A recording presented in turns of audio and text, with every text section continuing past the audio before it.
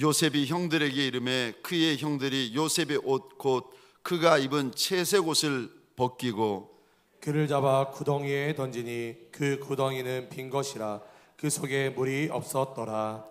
그들이 앉아 음식을 먹다가 눈을 들어본즉 한 무리의 이스마엘 사람들이 길르앗에서 오는데 그 낙타들의 향품과 유향과 몰약을 싣고 애굽으로 내려가는지라.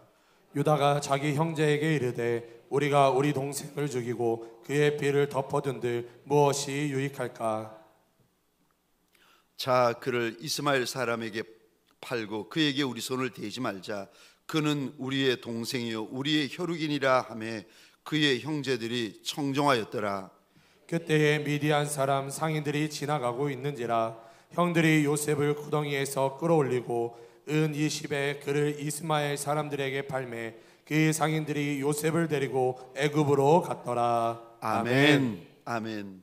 오늘 본문의 말씀을 가지고 당신은 왕을 섬기기에 합당하십니까? 라는 제목으로 하나님이 주시는 말씀과 은혜를 함께 나누기를 원합니다. 한번 따라해 주시겠습니까? 당신은 왕을 섬기기에 합당하십니까? 아멘이십니까? 당신은 왕을 섬기기에 정말 합당하십니까? 라는 제목으로 하나님이 주시는 말씀과 은혜를 함께 나누기를 원합니다.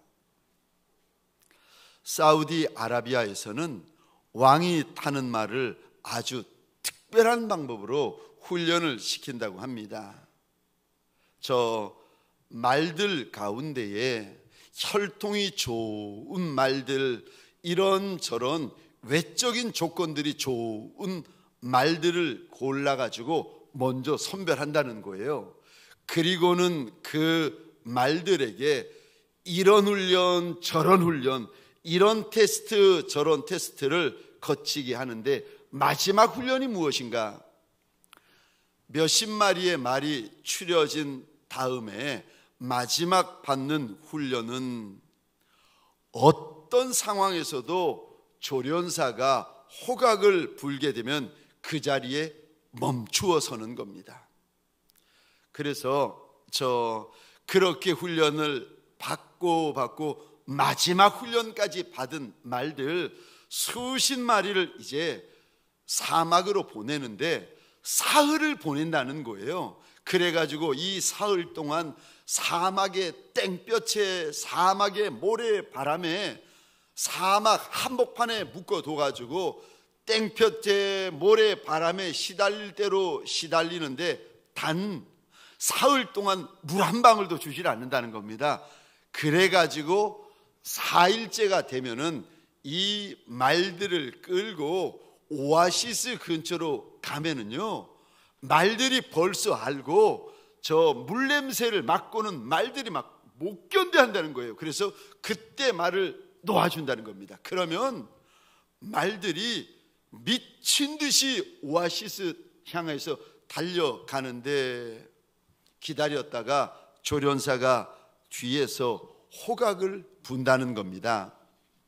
그런데 말들이 이전에 훈련을 다 받아가지고 호각 소리가 들리면 그 자리에 멈춰야 되는 것을 아는데 그 순간만큼은 갈증이 너무 심하니까, 목말라 죽을 것 같으니까 훈련 받은 대로 못한다는 겁니다. 그런데 대부분의 말들은 갈증이 너무 고통스러워가지고 호각 소리를 들었는데도 멈추지 않는데, 그런데 그 와중에 조련사의 호각 소리를 듣고 즉시로 그 자리에 멈추어 버리는 말들이 있다는 겁니다. 그러면 그 말들은 왕을 섬기기에 합당한 말이라는 표식과 함께 낙인을 찍고 왕이 타는 말이 되어 왕궁으로 보내어진다는 겁니다.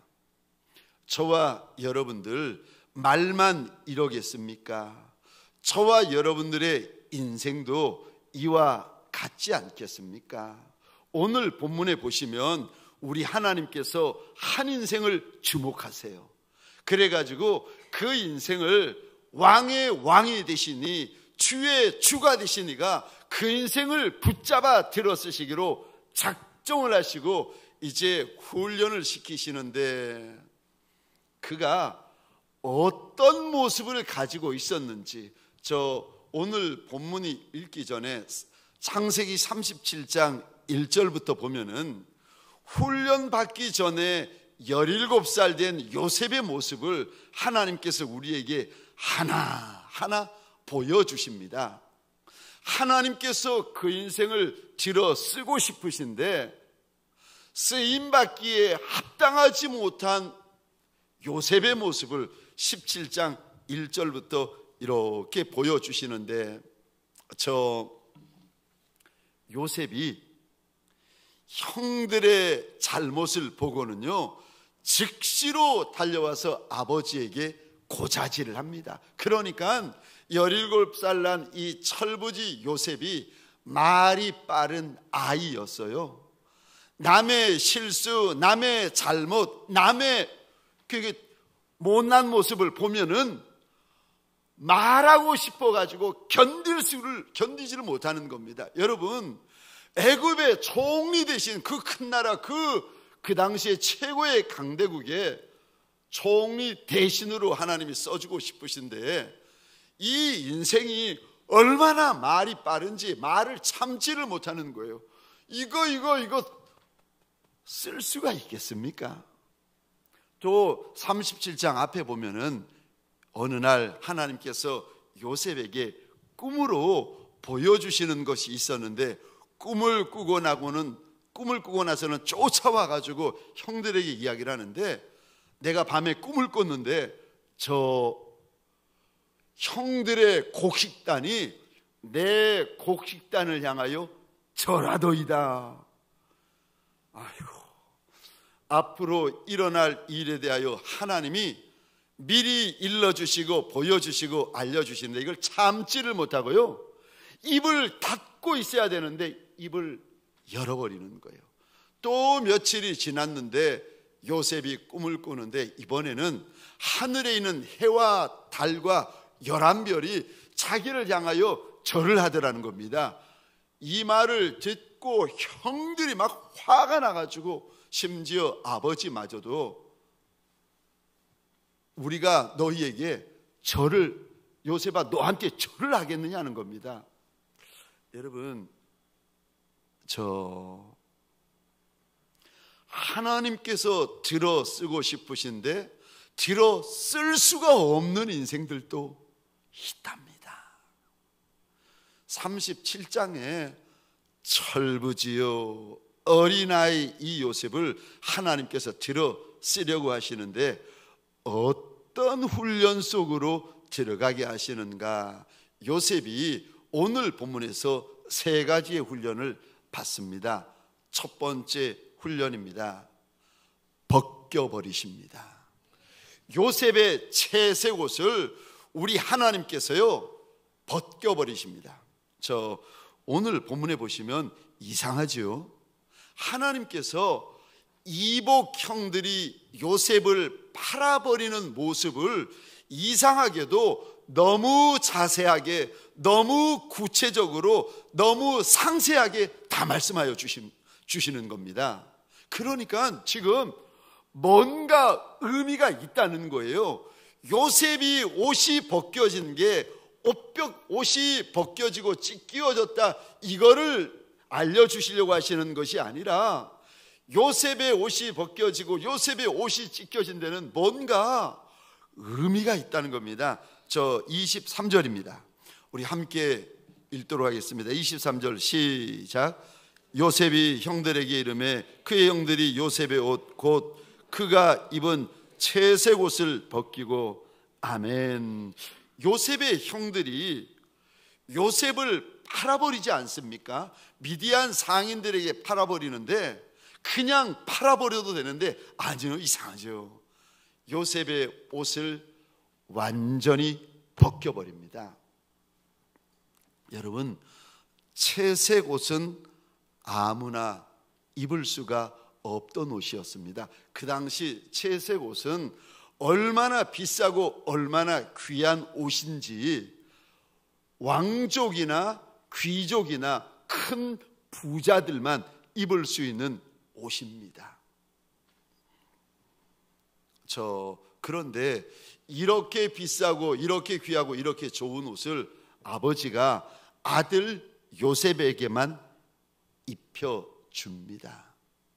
여러분, 하나님께서 저와 여러분들을 인생 훈련소에 보내어서 훈련을 시작하실 때 첫 번째 하시는 작업이요, 저와 여러분들의 자랑거리, 저와 여러분들의 유색거리, 이거요 벗겨버리십니다.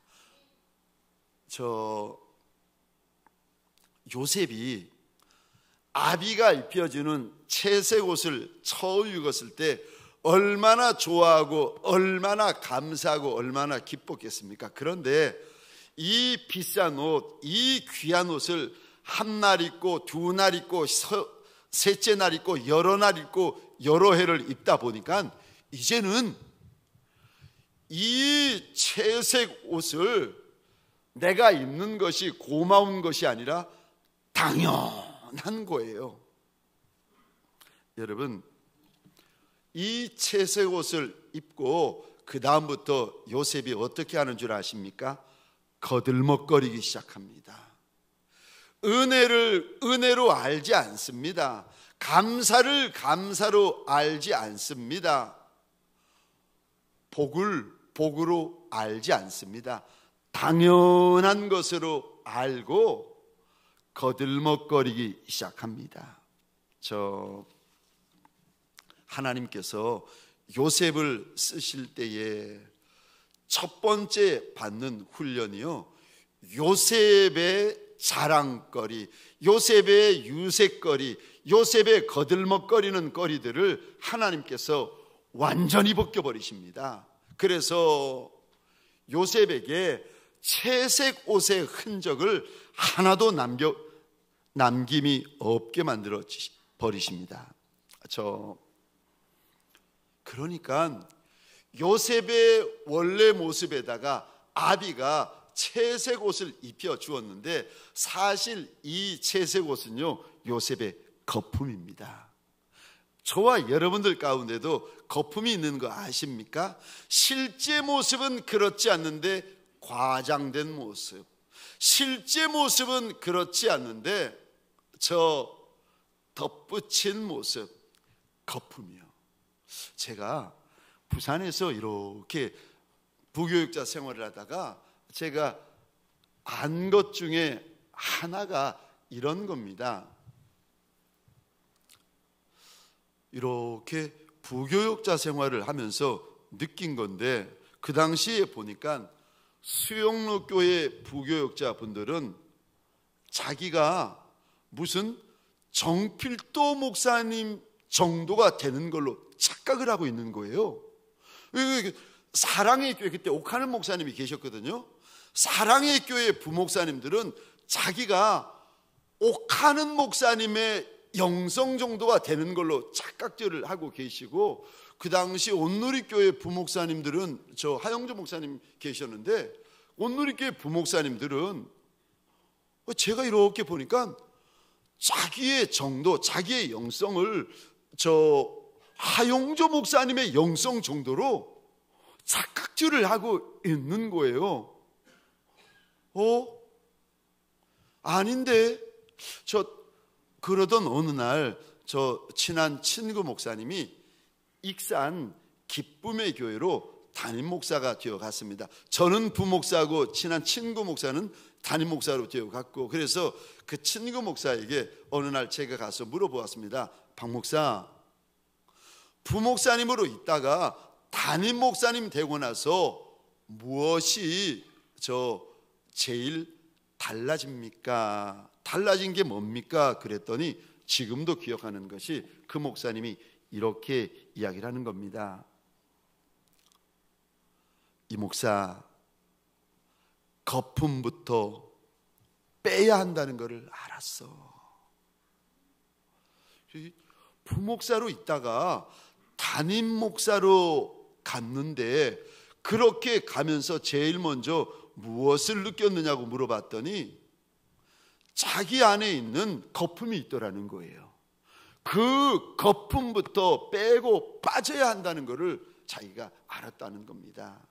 여러분, 우리 안에 거품이 있는 거 아십니까? 하나님께서 나한테 주신 은혜가 길어지고 하나님께서 나한테 주시는 저 분복이, 하나님의 선대하심이 오래되고 길어지면서 저와 여러분들 안에 없어도 되는 거품이 생기기 시작합니다. 믿음 안에 거품이 생기고요, 비전 안에 거품이 생기고, 말 안에 거품이 생기고, 기도 안에 거품이 생기기 시작합니다.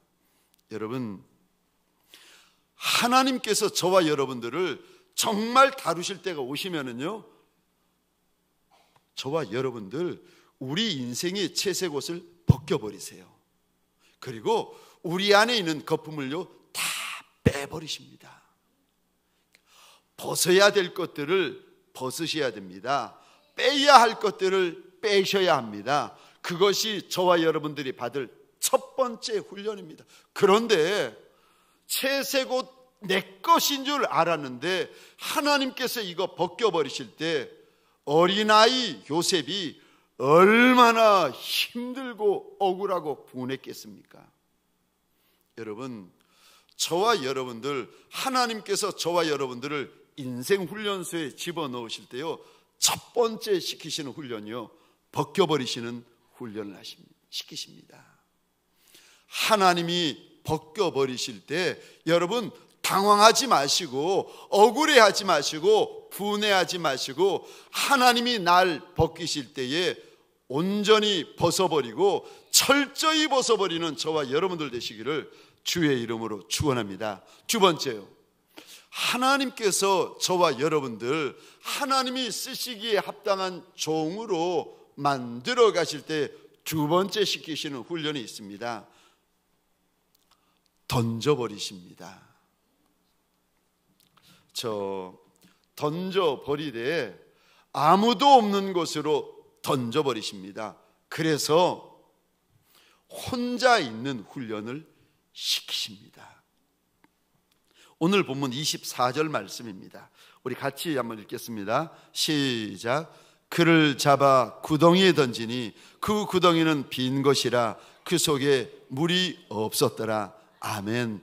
훈련은 죽으라고 훈련시키시는 거 아닙니다. 여기 보니까 물이 없었다고 형들이 던졌는데, 하나님이 던지셨는데 들어가서 보니까 물이 없는 거예요. 질문입니다. 요셉이 구덩이에 들어가 보았더니 요셉 말고 누가 그 구덩이에 더 있었습니까? 요셉만 있었습니까? 요셉만 있었습니다. 이제까지는 형들도 있었고 아버지도 있었고 종들도 있었고 요셉 옆에 많았어요. 근데 하나님께서 요셉을 주목하시고 하나님께서 요셉을 들어 쓰시기로 작정을 하시니까, 애굽의 총리 대신으로 들어 쓰시기로 작정을 하시니까 요셉을 집어 구덩이에 넣으시는데 요셉 혼자 있게 하십니다. 하나님께서 우리를 훈련시킬 때에 우리를 철저히 혼자 되게 하십니다. 이럴 때가 되시면은요, 남편도 도움이 안 되고 아내도 도움이 안 되고 아버지도 도움이 안 되고 어머니도 도움도 안 되고, 요셉 옆에 그 많은 형들이 있었어요. 근데 형들이 아무도 도움이 되어지지 않습니다. 이런 골짜기를 가리켜 사망의 음침한 골짜기라고 다윗은 고백을 합니다. 여러분, 하나님께서 저와 여러분들을 만지려 하실 때, 하나님께서 저와 여러분들을 빚어가려고 하실 때요, 저와 여러분들을 철저히 외롭게 하시고요, 혼자 있게 하시고 홀로 되게 하십니다. 이게 혼자 되게 하시겠다는 사인인데, 그 다음에는 미디안 상인들에게 팔아버려 가지고 애굽 땅으로 보내어 버리시는데, 그때부터는 요셉이 정말 혼자가 됩니다. 언어도 다르죠, 문화도 다르죠, 입는 것도 다르죠, 씻는 것도 다르죠. 모든 것이 다 다른 애굽 땅으로 던져지게 되어집니다. 왜 하나님께서 요셉을 광야에 던져버리시는가? 웅덩이라는 광야, 애굽이라는 광야, 왜 하나님께서 요셉을 혼자 있게 던져버리시는가? 왜 광야에 던져버리시는가 하면은, 여러분, 광야는요 그릇을 만드는 곳입니다. 그래서 하나님께서 내 인생의 그릇을 만드시고, 내 사업장의 그릇을 만드시고, 내 목양의 그릇을 만드실 때 저와 여러분들을 어디에 보내는지, 던져버리시는지 아십니까? 광야. 그래서 광야 가운데 들어가서 아무도 없는 곳에서 하나님 혼자 계시는 그곳, 하나님만 만날 수 있는 그곳으로 날 밀어넣으시고, 날 집어넣으시고, 날 던지십니다. 여러분, 광야를 거쳐야 내 인생에 포도원이 있답니다. 꼭 기억하시고, 우리 호세아서 2장 14절 15절입니다. 우리 같이 읽겠습니다. 시작. 그러므로 보라, 내가 그를 다 일러 거친 들로 데리고 가서 말로 위로하고, 거기서 비로소 그의 포도원을 그에게 주고 아골골짜기로 소망의 문을 삼아 주리니, 그가 거기서 응대하기를 어렸을 때 애굽 땅에서 올라오던 날과 같이 하리라. 아멘, 아멘. 하나님이 포도원을, 15절입니다, 포도원을 그에게 주신다. 15절에서 포도원을 주시기 전에 14절 한번 보시겠습니까?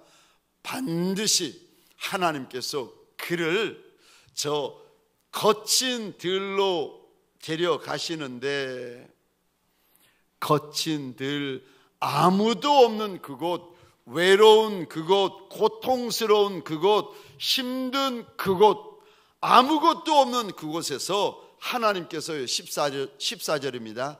하나님이 말로 위로하여 주실 것이라고 약속하십니다.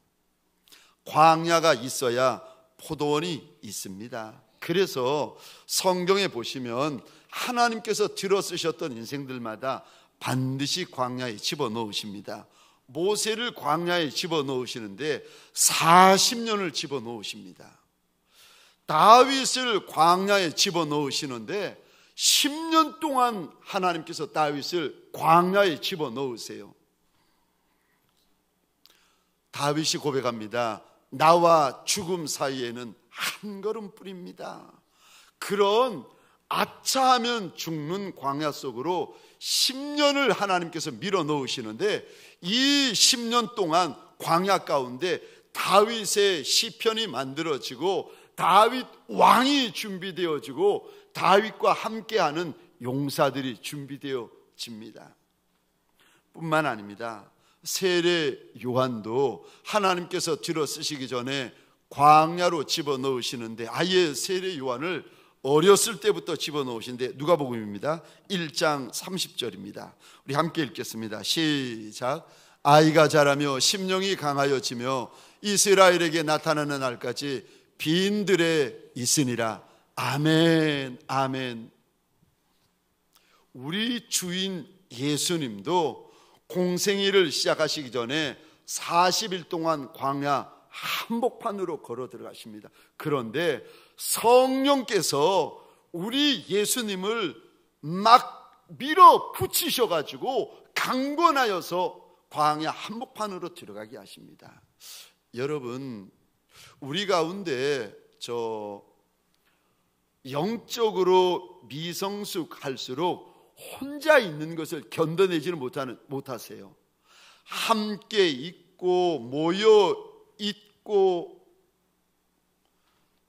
혼자 있는 것을 견뎌내지 못하는 직분자들이 계시고요, 혼자 있는 것을 감당해내지 못하는 목회자들이 계십니다. 그러면 그분들은요, 하나님 앞에 쓰임 받기에 아직은 멀으신 거예요. 혼자 있을 줄 아셔야 돼요. 홀로 있을 줄 아셔야 됩니다. 하나님과 함께, 사람과 함께 있는 것으로 만족할 것이 아니라 하나님과 함께 있을 줄 아셔야 됩니다. 혼자 있을 줄 아셔야 됩니다. 그래야 하나님이 쓰시기에 합당한 종으로 하나님께서 그 홀로 있는 시간에, 광야에 혼자 있는 시간에 만들어 가시는 것입니다.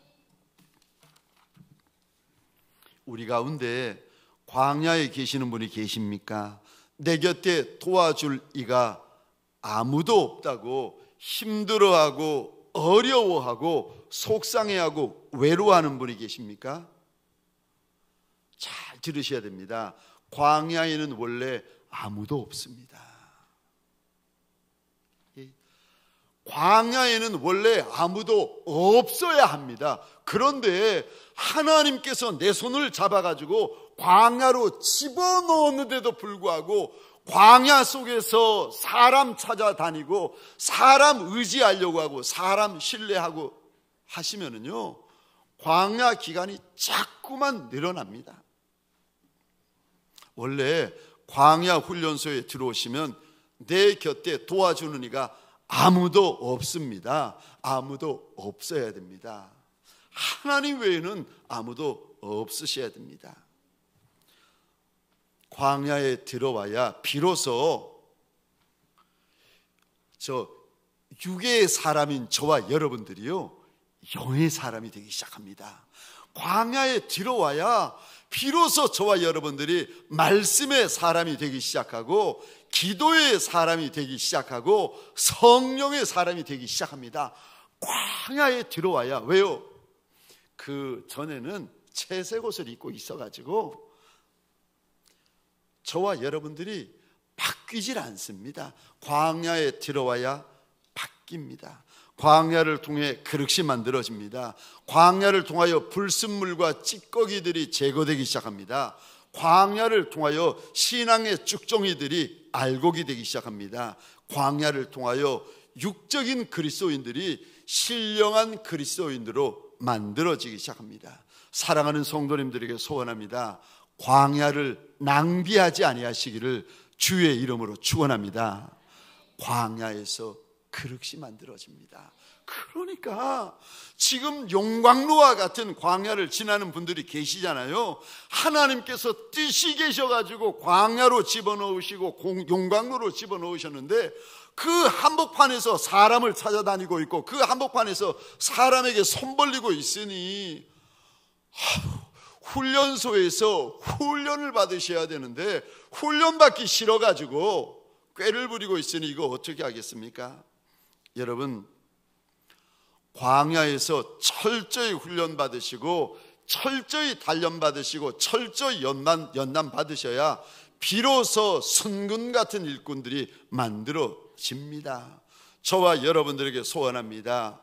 광야를 만났을 때에 오히려 기대하고 오히려 훈련받고 오히려 연단받는 종들이 되어지시기를 주의 이름으로 축원합니다. 그런데 광야에서 훈련받고 연단받으실 때에 꼭 기억하셔야 될 것이 있습니다.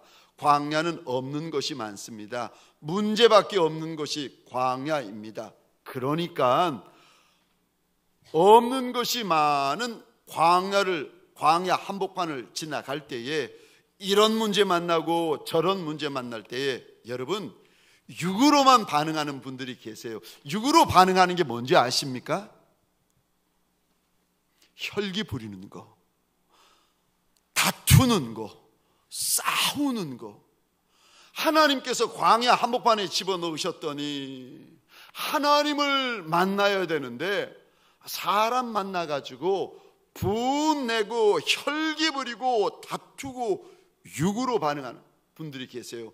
남편하고 다투고 아내하고 다투고 직분자들하고 다투고 직장에서 동료들하고 다투고. 여러분, 육으로 반응하시면 안 돼요. 광야에서는 육으로 반응하시는 것이 아닙니다. 어떻게 반응해야 됩니까? 믿음으로 반응하셔야 됩니다. 그러니까 문제를 만나고 어려움을 만날 때 믿음으로 반응을 하셔야 되는데, 믿음으로 인내하고 믿음으로 기도하고 믿음으로 기다리고 믿음으로 반응을 하셔야 돼요. 그러면 그 문제가 저와 여러분들에게 고난이 되어집니다. 고난 끝에 고난과는 좋게 비교할 수 없는 영광이 있다고 우리 하나님께서 약속하십니다.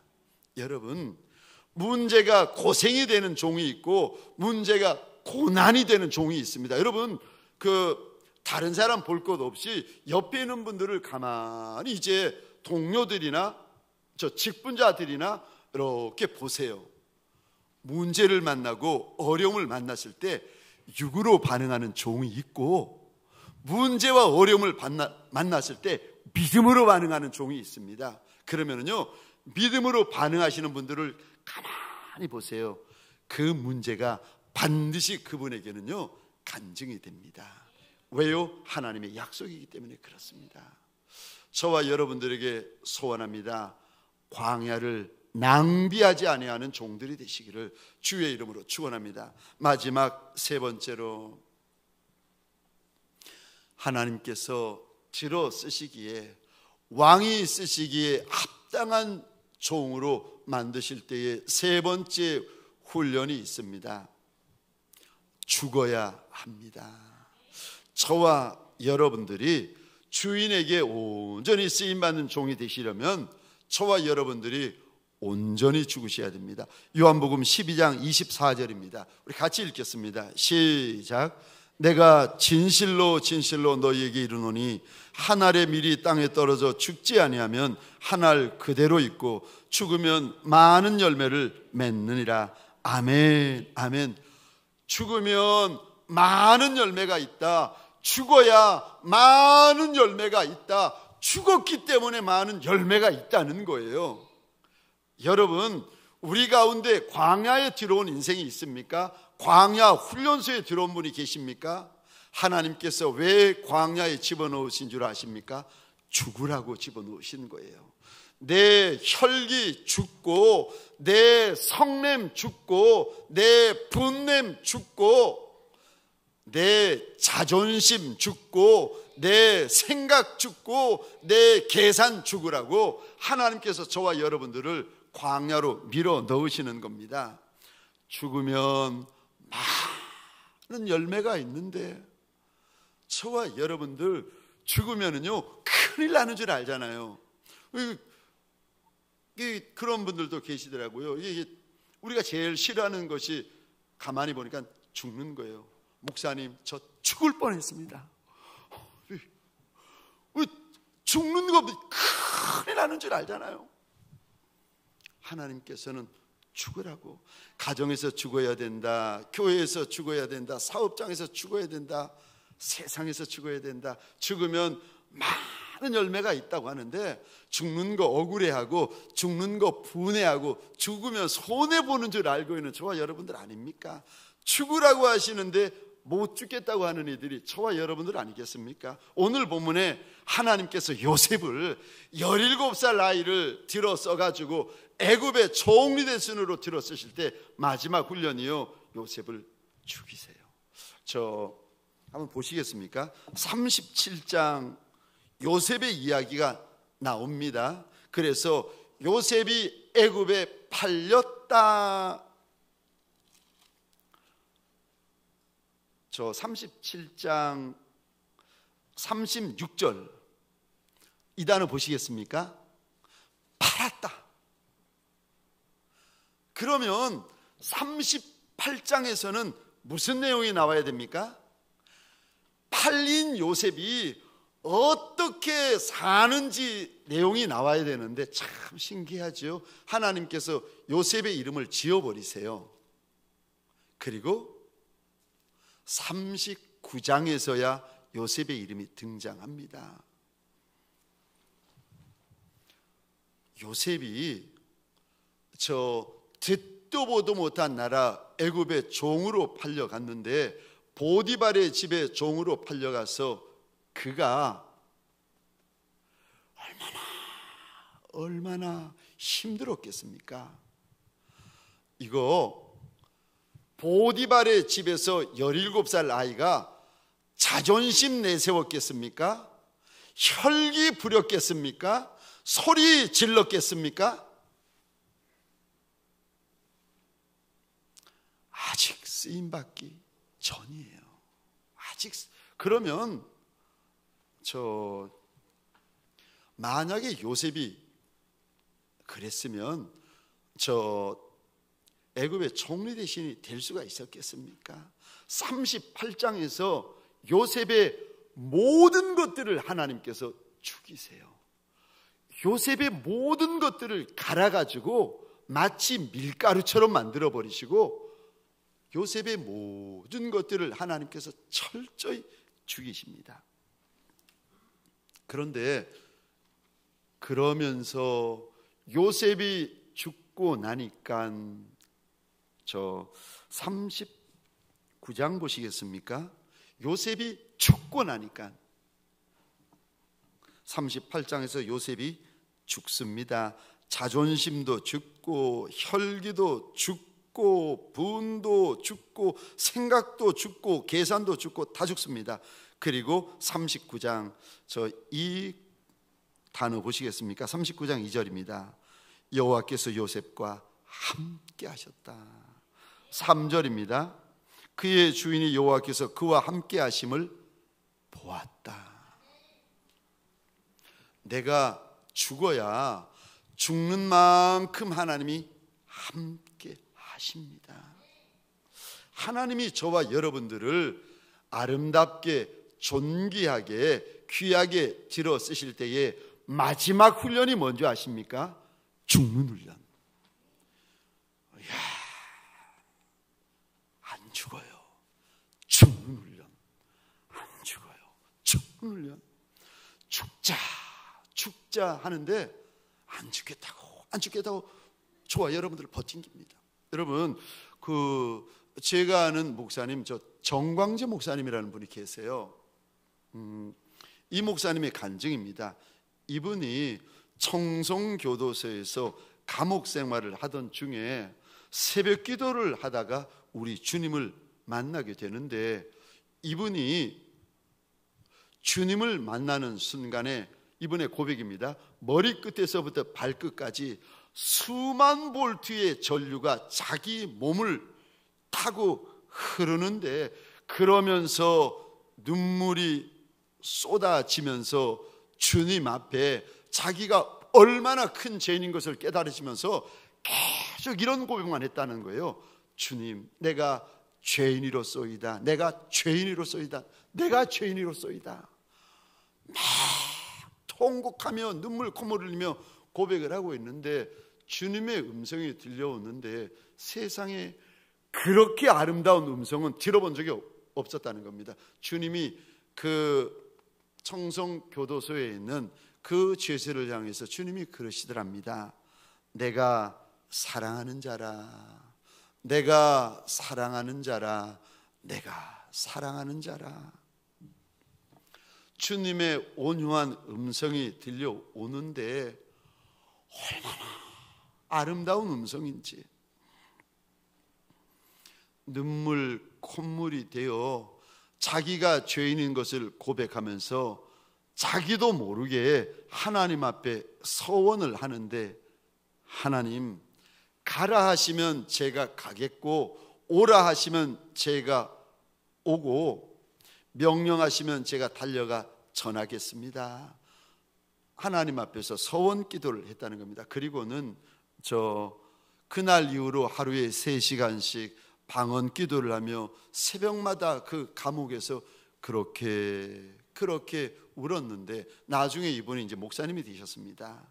교도소에서 주님이 찾아오신 그날 새벽 이후로 주님을 기도 가운데 만나는 것이 너무 좋아가지고 이분이 밤을 새워서 기도하고 있는데, 어느 날 주님이 또 찾아오신 거예요.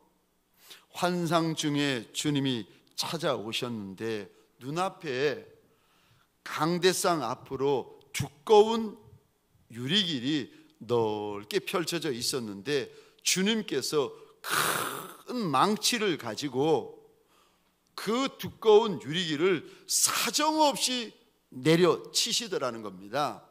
그러면서 그 유리길이 산상조각이 나가지고 삐죽삐죽 날카로워진 그 길을 주님께서 아무 말 없이 걸어가시더라는 겁니다. 그러면서 주님의 발바닥이 유리 조각에 찔리셔가지고 금방 피범벅이 되시더라는 겁니다. 이 모습을 이 사람이 뒤에서 지켜보면서 막 안타까워가지고 막 어찌할 바를 알지 못해서 울고 있는데, 한참 깨어진 유리길을 걸어가시던 주님께서 뒤를 돌아보시더니 낮고 분명한 음성으로 이런 말씀을 하시더랍니다. 사랑하는 아들아, 내가 너를 나의 도구로 사용하기를 원한다. 그런데 너를 그냥 사용할 수는 없고 자아를 깨트려서 사용해야 된다. 너의 자아가 이렇게 깨어지면 막 유리 조각이 날카롭게 해가지고 주님 지나가실 때마다 주님 발을 피범벅으로 만드는 그 모습을 보여주시면서 네 자아가 이 정도로만 깨어지면 내 주위의 영혼들에게 상처만 주기 때문에 너는 고운 가루가 되어야 된다. 그리고는 주님께서 밀가루처럼 고운 가루가 되어진 유리길을 보이시더니 그 길을 걸어 가시더라는 겁니다. 한참을 밀가루길을, 유리가루길을 걸어 가시던 주님께서 다시 뒤를 돌이키시더니 물어보시더랍니다. 이렇게 가루가 되어야 하는데 내가 할 수 있겠니? 이 길은 눈물 없이는 갈 수 없는 희생의 길인데 네가 할 수 있겠니? 주님이 물어보시더랍니다. 그게 무슨 의미인지도 모르고 주님, 제가 순종하겠습니다. 제가 순종하겠습니다. 이분이 그날 고백을 하고 이제 신학을 공부하고 목회자의 길을 걷는데 이분은 이런 고백을 합니다. 죽음이 없는 헌신은 나를 위한 것이다. 그리고 나를 위한 것은 결국 우리 하나님을 대적하는 것이다. 본인은 헌신한다고 해요. 본인은 순종한다고 해요. 본인은 충성한다고 해요. 그런데 죽음이 없는 순종, 죽음이 없는 저 헌신, 자기 죽음이 없는 충성은요, 결국은 주님을 대적하는 것이 됩니다. 저와 여러분들에게 소원합니다. 광야길을 걷고 골짜기 길을 걷는다 할지라도 그곳에서 저와 여러분들이 온전히 죽고 완전히 죽고 철저히 죽어서 주님 앞에 쓰임 받을 때에 주님을 찌르고 직분자들을 찌르고 동역자들을 찔러대는 종들이 아니라 저와 여러분들이 정말 죽는 밀가루처럼 정말 온전히 죽는 종들이 되어지시기를 주의 이름으로 축원합니다.